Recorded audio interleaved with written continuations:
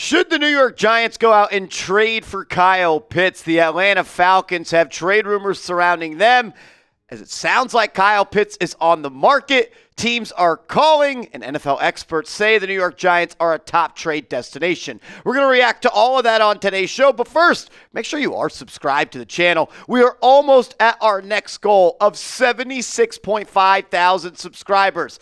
I need 108 diehard Giants fans to join the channel. We put out free videos every day, multiple videos for free every day, and we are your one-stop shop for everything Big Blue. So subscribe, and let's talk Kyle Pitts.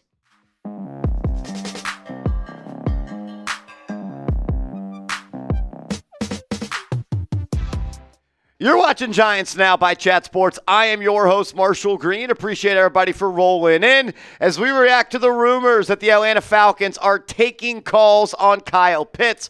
Jordan Schultz with the report over the weekend, essentially saying that Kyle Pitts is someone the Atlanta Falcons are picking up the phone on when teams are calling about a potential trade, and that it would take a day 2 pick or day 2 picks to get it done. Nothing is imminent, but if a good deal comes along, it sounds like the Atlanta Falcons could pull the trigger on that. And why are we talking about the Giants and Kyle Pitts? One, because we're a news and rumors channel. When there's rumors out there, we react to them, especially when CBS Sports lists the New York Giants as a top trade destination for the former first-round pick, the star tight end. Well, he was supposed to be a star, hasn't been a star yet. And you look at Kyle Pitts and you hope and pray that maybe he is still that guy, and maybe the New York Giants should make that trade, as their offense last year scored 16 points per game, and the only new starter they added was Russell Wilson. CBS Sports saying this on why they think the New York Giants are a top destination. Quote,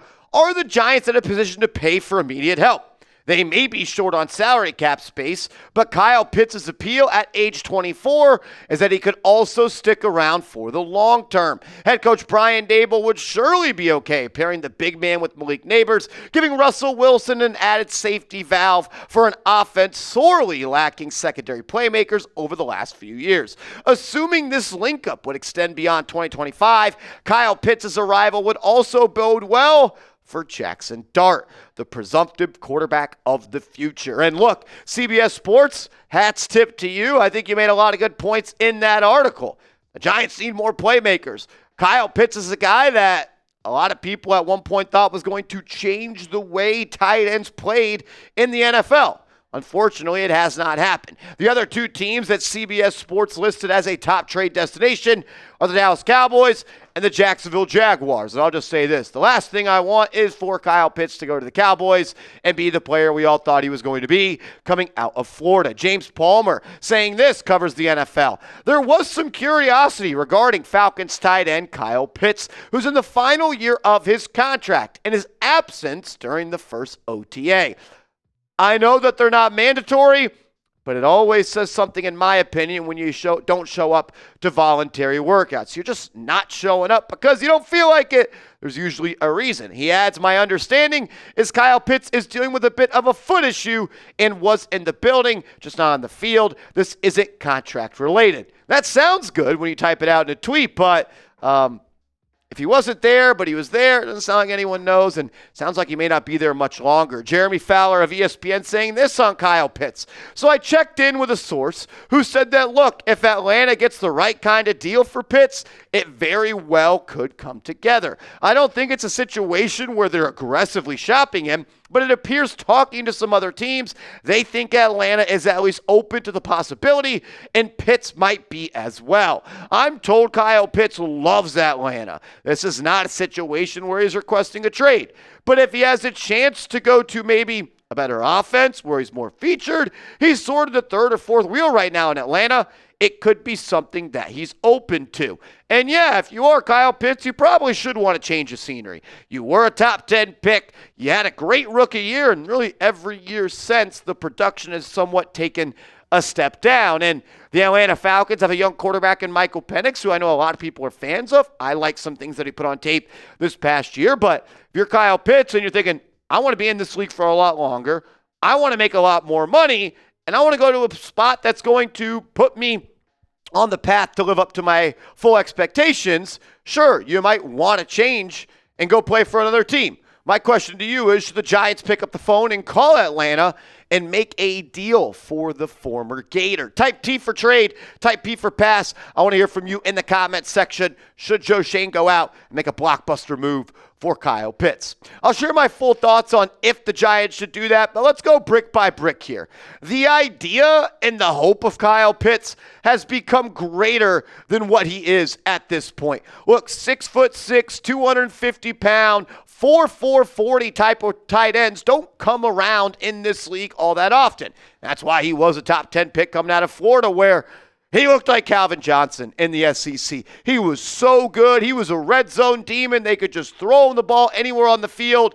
And when it was a contested catch situation, he nearly won it 80% of the time. Unfortunately, in the National Football League, it has not gone that way for him. And that's essentially why there's trade talks, because he's due a lot of money this year, and the production has not met the floor of the contract. Kyle Pitts is playing on his fully guaranteed fifth-year option worth almost $11 million. So he had that fifth-year option picked up by the Atlanta Falcons, and if he was traded to a team like, say, the New York Giants, they would be on the hook for a large sum of cash. Unfortunately, it just hasn't worked out for Pitts. One thing that I do like about him is he's been relatively healthy. Playing in the NFL for 4 years, only had one real injury that caused him to miss substantial time. He's played in 17 games, 3 out of the 4 years in his NFL career, and since his base salary this year is $10.8 million, that is exactly the amount the New York Giants would be on the hook for. Look, he came into the NFL 1,000 yards, 15.1 yards per catch. But then it went from 1,000 yards to 356, albeit only played in 10 games. But the last 2 years, he's been a 50-catch guy for 650 yards and 3.5 touchdowns. And to be honest with you, that's not a player that's worth $11 million. It's also a player that's not worth $11 million and a day 2 pick, and probably a guy that wants a contract extension. The question becomes, what would that extension look like?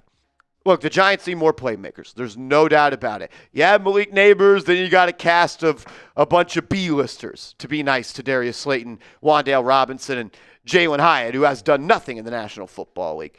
Who is he at this point? Who can he be, and how much money is he going to want? That's the question that I think the Giants would need to answer. I don't know if a trade is going to happen. It feels like it doesn't happen right now. Maybe around the trade deadline, or maybe he just leaves an NFL free agency. But if the value drops for Kyle Pitts to maybe a day 3 pick, or maybe a day 2 pick where you get back a day 3 pick, then yeah, I am picking up the phone. I like Theo Johnson. I'm hoping he turns out to be a player in this league. He flashed a little bit, but man, Kyle Pitts sure does look pretty attractive as a player that the Giants could add. Chris Manhertz is a blocking tight end. He's a veteran. I'm not trading for Kyle Pitts because Chris Manhertz is on this team. Daniel Bellinger was a cut candidate last year. I think he's going to have to fight and battle to make this team this year. Greg Dulcich is already on his second team after being, I think, a 3rd-round pick by the Denver Broncos out of UCLA, and Thomas Fidoni's a 7th-round pick. The only real reason you don't trade for him is because you don't think the value matches up. There's nobody on this Giants tight end depth chart that changes my idea of making a trade for Kyle Pitts.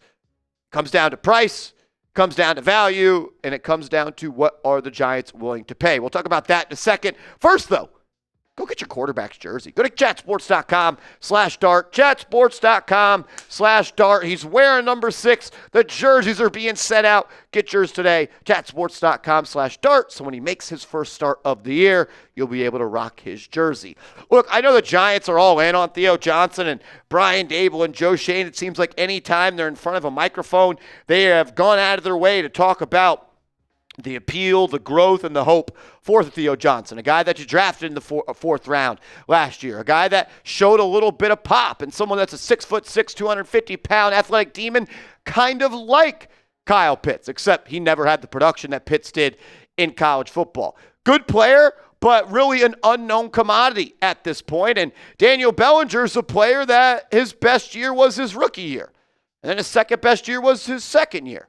And his worst year was this past year. And it's not just that the production continues to go down a little bit. It's the fact that the overall snap count is not there for him, and he's not getting the reps that was needed after his rookie year. The New York Giants traded for Darren Waller, so that didn't really work out for him, and that's why the Giants are in a spot where they got to go out and maybe make a decision on Kyle Pitts. When it comes to draft capital for the Giants, you traded a third-round pick this past year. You traded that number 65 overall pick to the Houston Texans to move up for Jackson Dart.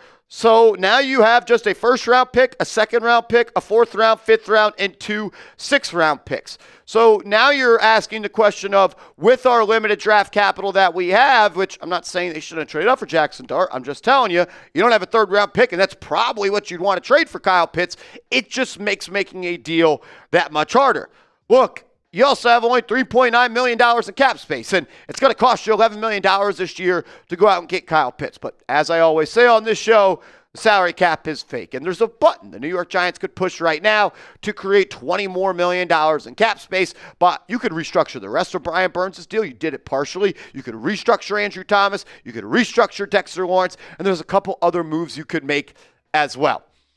Look, if Atlanta is serious about trading him, and they're kind of at the point where it's just like, get off my football team. We're not paying you next year. We want to get something back for you, and we don't want to run the risk of the comp formula and free agency leaning our way. Sure, go out and do it. If they say it takes a fourth-round pick, I would do it.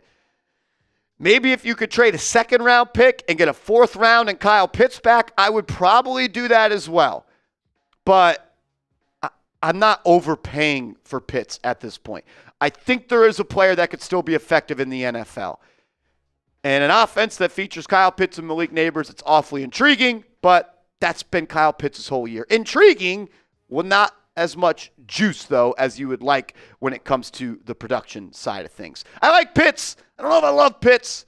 I think I would do it for a fourth-round pick, but I don't know if he's going to get traded. Maybe at the deadline, or maybe you could just go try to sign him in free agency. Make sure you are following me on social media. We can talk more about it over there. Give me a follow at @MarshallGreen_ on both of these platforms. And let's go Giants.